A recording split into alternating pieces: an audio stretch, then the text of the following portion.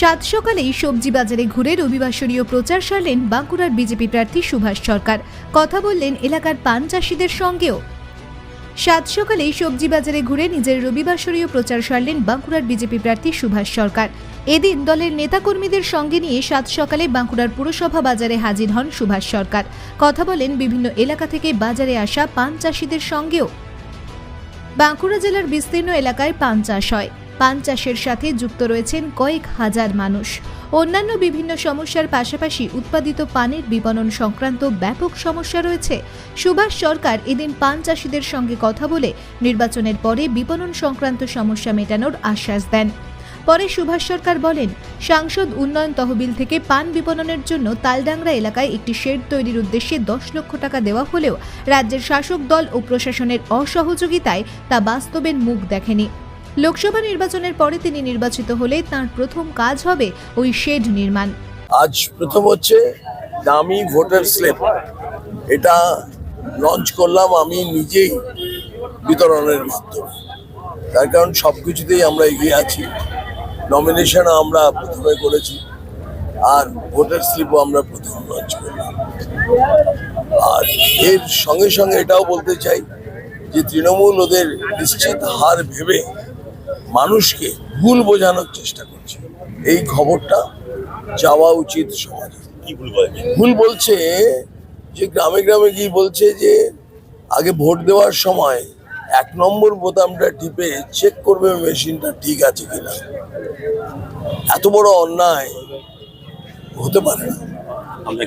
আমরা নির্বাচন কমিশনকে জানাবো এবং মানুষের কাছে বলছি তার যাকে পছন্দ সেই বোতামটাই তিনি টিপবেন। সেখানে অসুবিধা হলে তখন জানাবেন।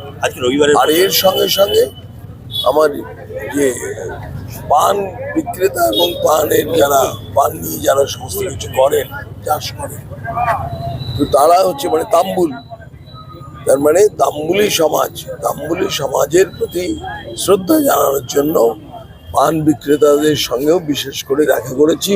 তাদেরকে ডামি ভোটার স্লিপ এবং আমাদের কিছু লিফলেটস দিয়েছি। আর এই পানের বিক্রেতাদের জন্য বাঁকুড়ায় যে পানের মার্কেট, এটা বহু দূর দূর পর্যন্ত এই বাঁকুড়ার পান যায়। কাজেই সেই আমাদের তালডাংরা বিধানসভা, মানে যিনি প্রার্থী হয়েছেন তার বিধানসভা, সেখানে পান বিক্রেতাদের জন্য একটি শেড করার জন্য আমি 10 লক্ষ টাকা এমপি ল্যান্ড থেকে দিয়েছিলাম। শোনা উচিত, কিন্তু উনি মানে গন্ডগোল করে সেটা অ্যাডমিনিস্ট্রেশনকে মানে এক্সিকিউট করতে দেয়নি এবং উনি কোনো মতে একটা জায়গায় ওখান থেকে 1.5 কিলোমিটার 2 কিলোমিটার দূরে একটা জায়গায় একটা শেডের কথা থ্রু অ্যাডমিনিস্ট্রেশন করানোর চেষ্টা করেছেন। কিন্তু সেই জায়গাটাতে পান বিক্রেতাদের যাওয়া খুব মুশকিল। আপনি কি এবার এমপি হয়ে আসবেন, এই বিষয়টা কি ততবার দেখবেন? এই বিষয়টা আমার দেওয়াই আছে, তো কাজে এটা যেমন করেই হোক করাতে হবে। তার কারণ পান বিক্রেতাদের এটা অত্যন্ত জরুরি, দরকার। ওনারা কি আজকে তুলে ধরলেন বিষয়টা? হ্যাঁ, বলেছি।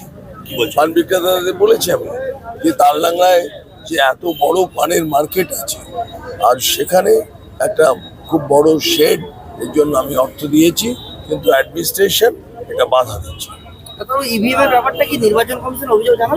নিশ্চয়ই, তার কারণ এই ধরনের মিথ্যে কথা, ভুল কথা মানুষকে ওরা বলতে পারে না। ঠিক আছে।